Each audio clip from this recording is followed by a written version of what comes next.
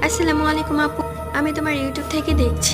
আমার বাড়ি দোদকান্দি, কুমিল্লা। ঘটনাটি আমার দাদির সাথে ঘটেছে। তখন রমজান মাস, যেহেতু রমজান মাস ছিল, আমার আম্মু দাদিকে বলে রাখে সেহরির সময় আম্মুকে ডাক দিয়ে দিত। সেহরির সময় দাদি যখন উঠে চুলায় তরকারি গরম করতে যায়, তখন দেখে আম্মু রুম থেকে বাইর হয়ে ব্রাশ করতে থাকে।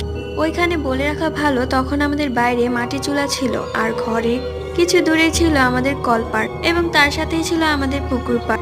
দাদি দেখে আম্মু ব্রাশ করতে করতে দাদির পাশে এসে দাঁড়ায়। চুলায় তখনও আগুন জ্বলছিল। দাদি দেখে আম্মু দাদির পাশ থেকে সরে গিয়ে কলপাড়ের দিকে যায়। তাই দাদি তরকারি গরম করে তার রুমে চলে যায়। সকাল হলে আম্মু দাদিকে জিজ্ঞেস করলেন, কেন গত রাতে দাদি আম্মুকে সেহরির সময় ডাক দেয়নি। দাদি আম্মুর কথা শুনে খুব অবাক হয় এবং আম্মুকে সব খুলে বলে। তখন আম্মু জানে আম্মু গত রাতে ঘুম থেকে উঠেইনি। সেই জিনিসটা দাদির ক্ষতি করতে চেয়েছিল। চুলায় আগুন থাকার কারণে দাদি বেঁচে গিয়েছিল। ঘটনাটি লিখেছে ইয়াসমিন।